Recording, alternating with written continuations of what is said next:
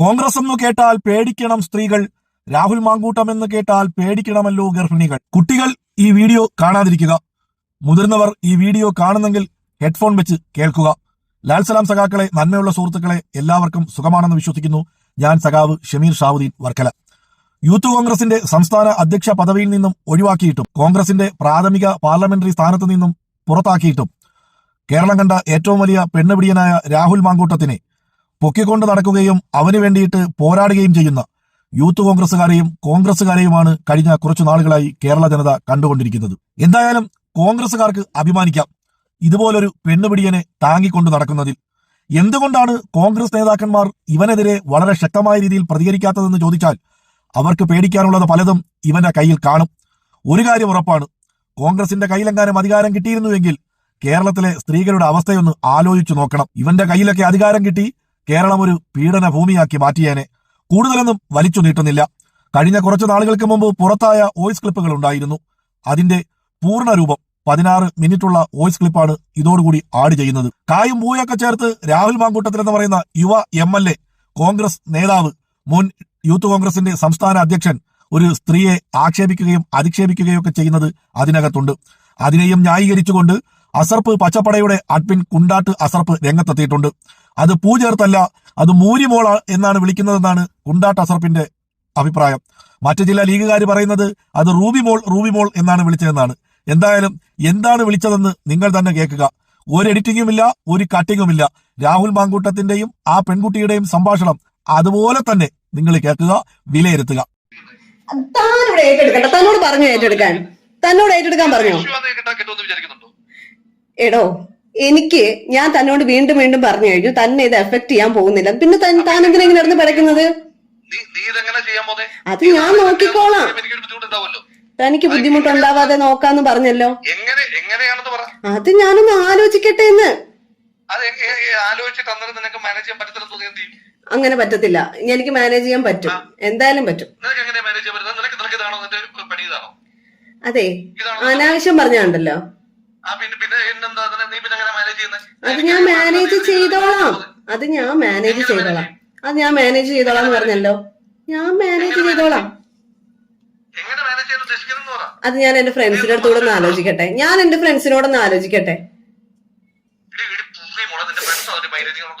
അതെ, മര്യാദക്ക് സംസാരിക്കണം.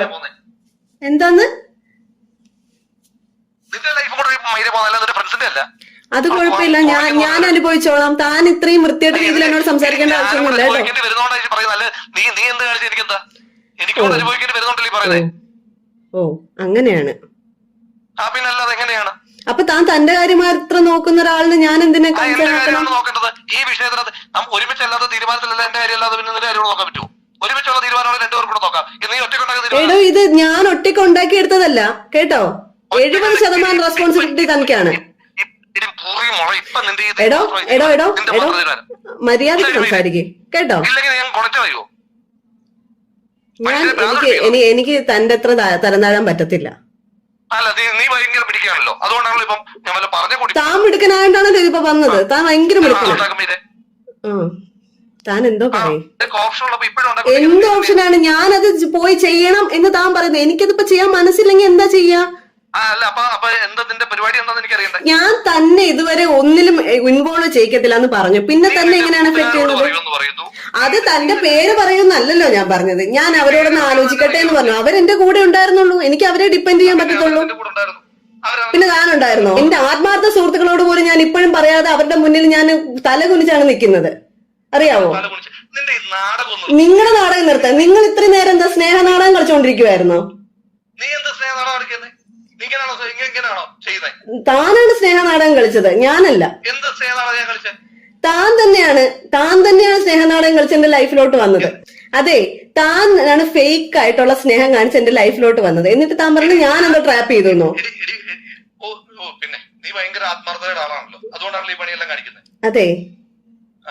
അതെ,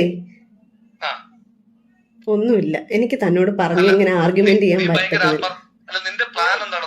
എന്റെ പ്ലാൻ എന്തായാലും തന്നെ എഫക്ട് ചെയ്യില്ല എന്ന് പറഞ്ഞല്ലോ. അത് നമുക്ക് നോക്കാലോ. തന്റെ ആണോന്ന് തനിക്ക് ബോധ്യപ്പെടണോ? നിനക്ക് വേറെ പണിയുണ്ടോ എന്ന് എനിക്കറിയത്തില്ല. അനാവശ്യം പറഞ്ഞുണ്ടല്ലോ, അനാവശ്യം. എങ്കിൽ നമുക്കത് നോക്കാം. ഒരു കാര്യം ചെയ്യാം, നമുക്കത് തന്നെയാണോ അല്ലയോ എന്ന് അറിയണമെങ്കിൽ നമുക്കത് നോക്കാമല്ലോ. ഇപ്പൊ തന്നെ നോക്കാമല്ലോ. എന്നെ എഫക്ട് ചെയ്തല്ലോ പിന്നെ നീ എന്ത്? അല്ല, ഇന്നത്തെ കാലത്ത് സയൻസ് ഭയങ്കര അഡ്വാൻസ്ഡ് ആണ്. തന്നെയാണോ അല്ലയോ എന്ന് ഇപ്പൊ നോക്കാമല്ലോ. എന്നെ എഫക്ട് ചെയ്തല്ലോ പിന്നെ നീ എന്ത് അടിസ്ഥാനത്തിലാ പറയുന്നത്? പിന്നെ താൻ എന്താ പറയുന്നത്? തന്റെ അല്ലയോന്നോ? താൻ അങ്ങനത്തെ ഒരു വർത്തമാനം പറഞ്ഞിട്ടല്ലോ. തന്നെ ആണോ അല്ലയോ ഞാൻ തെളിയിച്ചു തരാം. എന്നെ എഫക്ട് ചെയ്തല്ലോ പിന്നെ നീ എങ്ങനെ പറയുന്നത്? താൻ എന്താ വിചാരിച്ചത്? താൻ ആരാണെന്നാണ് തന്റെ വിചാരം? നീ ആരാണെന്ന് നിന്റെ വിചാരം? താൻ ആരാണോ തന്റെ വിചാരം? താൻ പറഞ്ഞല്ലോ നിന്റെ ഫ്രണ്ട്സിന്റെ അത്ര കഴിവ്. എന്താ ഫ്രണ്ട്സിന് എന്റെ അത്ര കഴിവുണ്ടോ? അവർക്ക് കഴിവില്ലായിരിക്കും, അവർക്ക് മനസാക്ഷിയും സ്നേഹവും ഉണ്ട് കേട്ടോ. പിന്നെ ഇതാ സ്നേഹം. താൻ ഈ കാണിക്കുന്നതാണോ സ്നേഹം? നീ കാണിക്കുന്ന സ്നേഹം. അല്ല, താൻ കാണിക്കുന്നതാണോ സ്നേഹം? തന്തയില്ലാത്ത കൊച്ചിനുണ്ടാക്കല നിന്റെ സ്നേഹം. തന്റെ ഉണ്ടോ ഇല്ലയോ എന്നൊന്ന് ആലോചിച്ച് നോക്കൂ. ഞാനത് ഏക്കുകയും ചെയ്യും. താൻ ഏക്കണോന്ന് ഇവിടെ ആരും പറഞ്ഞില്ലല്ലോ. പിന്നെ അത് പിന്നെ അങ്ങനെ അത് വളരുന്നേ? അത് താൻ അറിയണ്ട. പിന്നെ എങ്ങനെ അത് വളരുന്നേ? അത് ഞാൻ നോക്കിക്കോളാന്ന് പറഞ്ഞല്ലോ. ആ കൊച്ചിനെ കാണുന്നവരെല്ലാം തന്തയില്ലാത്ത തന്ത ഉണ്ടോ ഇല്ലയോ? തന്ത ഇല്ലാതെ ഒരു കൊച്ചു ഭൂമിയിലോട്ട് പൊട്ടി വീഴുവോ? പിന്നെ ആ കൊച്ചു ആരെ ചൂണ്ടിക്കാണിക്കുന്നേ? അത് ഞാൻ ആ കൊച്ചിനോട് പറഞ്ഞോളാം, മറ്റുള്ള ആളോട് എനിക്ക് പറയേണ്ട ആവശ്യമില്ല. ആ കൊച്ചിനെ ആരെ ചൂണ്ടിക്കാണിക്കും? അത് എന്നെ ചൂണ്ടിക്കാണിക്കും, പിന്നെ അല്ലാണ്ട് വേറെ ആരും ചൂണ്ടിക്കാണിക്കാനാണ് എനിക്കിരിക്കുന്നത്. അത്തരം ബുദ്ധിമുട്ടുകളാണ് ഞാൻ പറഞ്ഞോണ്ടിരിക്കുന്നത്. അതെനിക്ക് അതെനിക്ക് ബുദ്ധിമുട്ടാകത്തില്ല. അയ്യോ, അതിനെങ്ങനെ തന്നെ ബുദ്ധിമുട്ടാക്കുന്നത്? പിന്നെ അല്ലാതെ ബുദ്ധിമുട്ടാകാതിരിക്കാൻ താൻ എന്തിനാ ഇങ്ങനെ നടന്ന് പിടയ്ക്കുന്നത്? താൻ എന്തിനാണ് ഇങ്ങനെ നടന്ന് പിടയ്ക്കുന്നത്? നിനക്ക് എല്ലാ കുട്ടികളിയാ, നിനക്ക് എല്ലാ കുട്ടികളും ഒന്നുകിൽ നീ ഭയങ്കര പഠിച്ച കള്ളി. ഓക്കെ, അങ്ങനെ വിചാരിച്ചാ മതി. താൻ അങ്ങനെ വിചാരിച്ചാ മതി കേട്ടോ. താൻ കൈകാര്യം ചെയ്യേ, തന്നെ ഒരു തരത്തിലും ബാധിക്കില്ല, തന്നോട് ഒരിക്കലും ഒരു ഡിപ്പെൻഡൻസിക്കും വരത്തില്ല എന്ന് പറയുമ്പോ പിന്നെന്തിനാ താൻ ഇങ്ങനെ നടന്ന് പഠിക്കുന്നത്? ഞാനൊന്ന് ആലോചിക്കട്ടെ. എങ്ങനെ എന്തായാലും തന്നെ ബുദ്ധിമുട്ടിക്കാൻ വരത്തില്ല.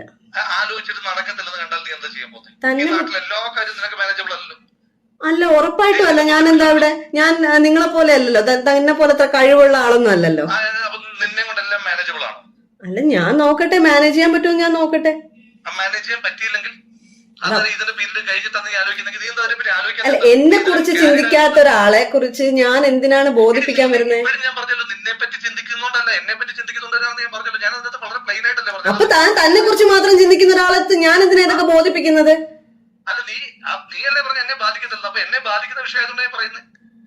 തനിക്കൊരു സ്നേഹവും ഇല്ലെങ്കിൽ തന്നെ ഞാൻ ബോധിപ്പിക്കേണ്ട ആവശ്യം എന്താ ഉള്ളത്?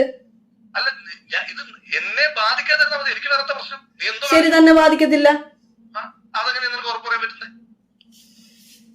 ഞാൻ ഉറപ്പ് പറഞ്ഞു കഴിഞ്ഞു. പിന്നെ എന്തിനാണ് ഇങ്ങനെ ഈ വൃത്തികെട്ട? അത് ഞാനൊന്ന് ആലോചിക്കട്ടെ. ഞാൻ പറഞ്ഞല്ലോ, എനിക്ക് 2 ഫ്രണ്ട്സ് ഉണ്ട്. അവരെന്റെ ക്ലോസ് ഫ്രണ്ട്സ് തന്നെയാണ്.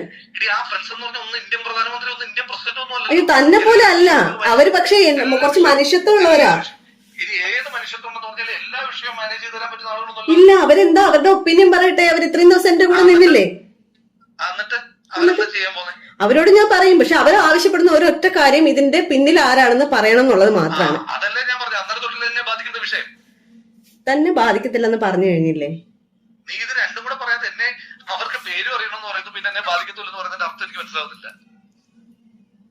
ഞാനപ്പോ അവരോട് പേര് പറയാം. തന്നെ ബാധിക്കത്തില്ല. അവരെന്താ താനെന്താ വിചാരിക്കുന്നത്? അവര് തന്റെ പിന്നാലെ അങ്ങ് വരുമെന്നോ? പിന്നെ അവർക്ക് അതല്ലേ പരിപാടി. താനെന്തിനാ എന്റെ ലൈഫ് സ്പോയിൽ ചെയ്തത്? ഇപ്പൊ എന്റെ പെർമിഷൻ ഇല്ലാതെ എന്നെ അത് ഇല്ലാതാക്കണമെന്ന് പറയുന്നത് എന്റെ അർത്ഥത്തിലാണ്? ആ കോൺസിക്വൻസ് ഞാൻ ഒറ്റയ്ക്ക് ഫേസ് ചെയ്തോളാന്ന് പറഞ്ഞല്ലോ.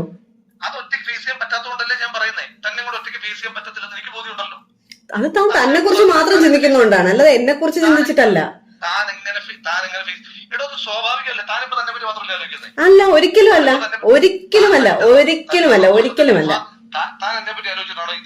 തന്നെ കുറിച്ച് ഞാൻ ആലോചിച്ചില്ലായിരുന്നു കണ്ടല്ലോ. എന്റെ സുഹൃത്തുക്കളുടെ അടുത്ത് എനിക്ക് ഇപ്പോഴോ തന്നോട് പേര് പറയായിരുന്നു. അവരെത്രയോ വട്ടം എന്നോട് ചോദിച്ചു എന്നറിയോ? പറയ്. ഇത്രയും ദിവസമായിട്ട് പറഞ്ഞില്ലല്ലോ ഞാൻ.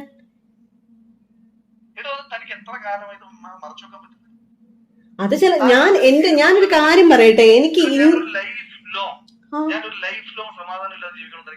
താൻ ലൈഫ് ലോങ് സമാധാനമില്ലാതെ ജീവിക്കണ്ടോ? തന്നോട് ജീവിക്കാതിരിക്കാൻ ഞാൻ പറഞ്ഞോ? എന്റെ കാര്യം നോക്കണ്ട പോരെ?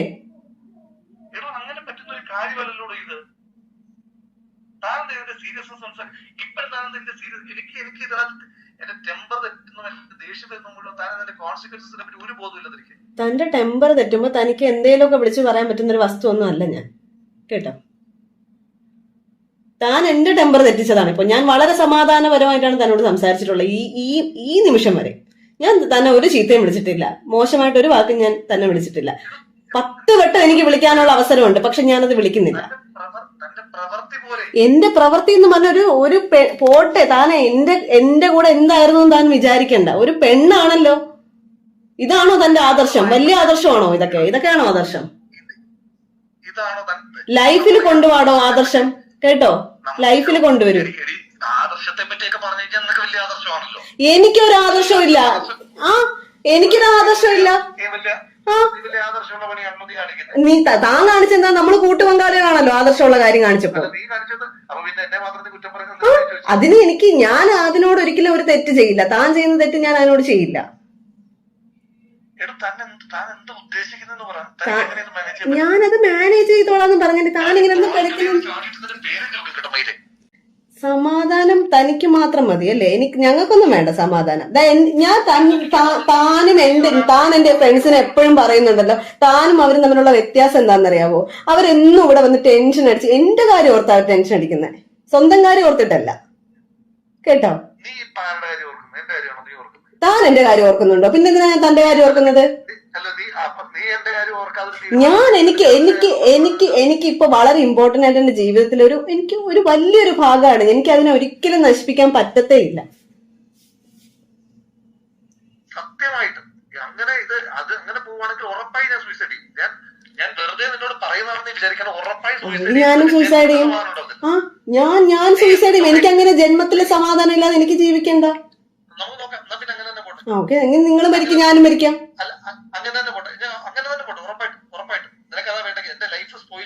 തന്റെ ലൈഫ് ഇവിടെ സ്പോയിൽ ചെയ്യാൻ ആരും വരുന്നില്ലടോ, ആരും വരുന്നില്ല. എനിക്ക് മാനേജ് ചെയ്യാൻ പറ്റുന്ന എനിക്ക് കോൺഫിഡൻസ് ഉണ്ട്. തന്റെ സർട്ടിഫിക്കറ്റ് ആവശ്യമില്ല. എന്താണ്? ഞാൻ വീട്ടിൽ പറയുന്നില്ല. അത് ഞാൻ മാനേജ് ചെയ്തോളാന്ന് പറഞ്ഞല്ലോ. തനിക്കിപ്പോ എന്താണ്? എടോ, ഞാൻ ഇവിടെ നിൽക്കുന്നില്ല. ഞാൻ ഇവിടുന്ന് മാറാനുള്ള എല്ലാ സംവിധാനങ്ങളും ചെയ്തുകൊണ്ടിരിക്കുകയാണ്. എനിക്ക് വളരെ മുമ്പ് ഒരു ഓഫർ വന്നതാ, പക്ഷെ അത് ഞാൻ ഫോളോ അപ്പ് ചെയ്തില്ലായിരുന്നു. ഞാൻ അത് ഫോളോ അപ്പ് ചെയ്യുന്നുണ്ട്.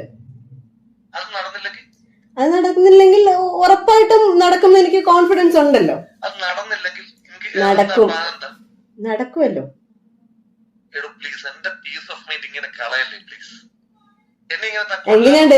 ഞാൻ ഡൽഹിയിലോട്ട് ട്രാൻസ്ഫർ മേടിക്കും. എന്തായാലും എന്റെ അച്ഛനും അമ്മ ഇത്രയും ദൂരം വന്ന് എന്നെ കാണാനൊന്നും പോകുന്നില്ല. ഒരു 6 months അവിടെ നിൽക്കും. അതിനുശേഷം എന്താ വെച്ചാൽ തീരുമാനിക്കും. അതുണ്ടായതിനു ശേഷം എനിക്ക് ഉപേക്ഷിക്കാൻ പറ്റത്തില്ലല്ലോ. ഞാൻ കൊണ്ടുവരത്തില്ല. അതിന് സേഫ് ആക്കും. ഇവിടെ കൊണ്ടുവന്ന് താൻ കൊന്നു കളയെന്ന് എനിക്കറിയാം. സിനിമ ഇത്രയും കണ്ടോണ്ടിരുന്നല്ല, സിനിമയായിരുന്നല്ലോ. ബാക്കിയുള്ളവരുടെ ഇമോഷൻസ് ഒന്നും താൻ ഇത്രയും ഭയങ്കര പ്രാക്ടിക്കൽ ആയിട്ടുള്ള ഒരാള് സമ്മതിച്ചു. ബാക്കിയുള്ള സ്ത്രീകളുടെ മനസ്സോ അല്ലെങ്കിൽ അവരുടെ ഇമോഷൻസോ അവരെന്താണ് ചിന്തിക്കുന്നത്, അവർക്ക് എന്ത് ബോണ്ടിങ് ആണ് ഇങ്ങനെ ഒരു സംഭവം വരുമ്പോൾ ഉണ്ടാവുന്നത്, അതൊന്നും തനിക്കറിയണ്ട. തനിക്ക് തന്റെ ഫ്യൂച്ചർ, തന്റെ ജീവിതം, തന്റെ കാര്യം, എല്ലാം തന്റെ കാര്യം, അത് മാത്രം. ഞാൻ എന്റെ ഏറ്റവും വലിയ എന്റെ നാട്ടിൽ നിൽക്കാൻ പോലും പറ്റാഞ്ഞിട്ടും വേറൊരു സ്ഥലത്ത് പോയി നിൽക്കുന്ന കാര്യമാണ് ഞാൻ പറഞ്ഞുകൊണ്ടിരിക്കുന്നത്. ഉറപ്പായിട്ടും എനിക്ക് ഇനിയിപ്പോ ഞാനൊരു കാര്യം പറയട്ടെ, ഇപ്പൊ എന്നെക്കാളും ഇമ്പോർട്ടൻസ് ഞാൻ എന്റെ ലൈഫിൽ വരുന്ന ഒരു കുഞ്ഞിന് കൊടുക്കുന്നുണ്ട്. അത് എന്റെ സ്നേഹമാണ്, തന്റെ പോലത്തെ സ്നേഹമല്ല. അത് ഞാൻ നോക്കിക്കോളാം. എനിക്ക് നല്ല അന്തസ്സായിട്ട് അതിനെ വളർത്താൻ പറ്റും. തന്റെ ഒരു സഹായം അതിന് ആവശ്യമില്ല.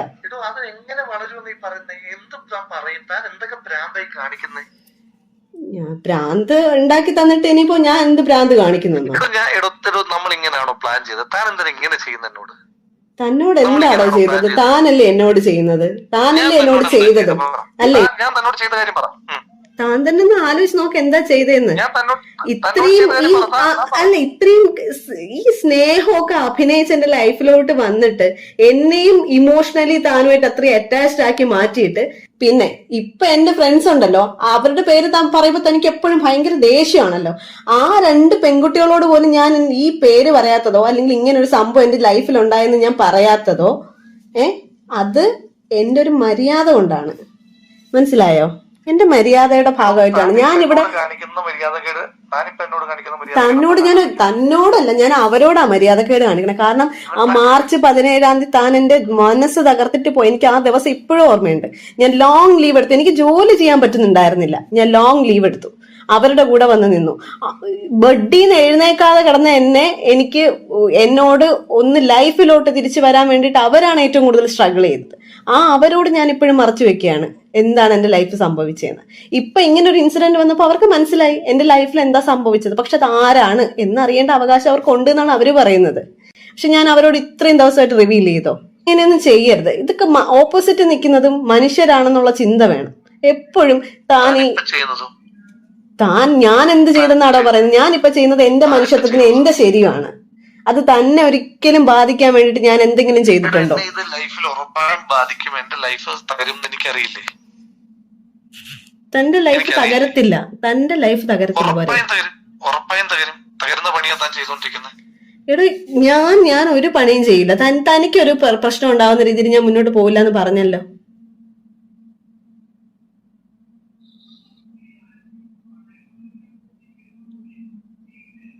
എനിക്ക് തന്നെ ഒന്ന് കാണണം.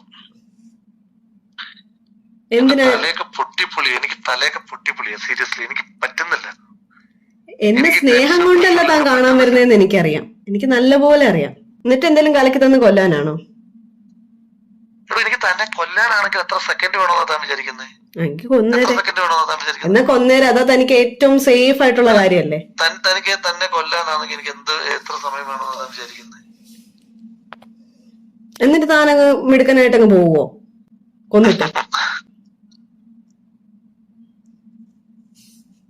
താൻ എന്താ ചെയ്യ? തനിക്ക് കൊല്ലാനാണ് തോന്നുന്നെങ്കിൽ താൻ കൊല്ല.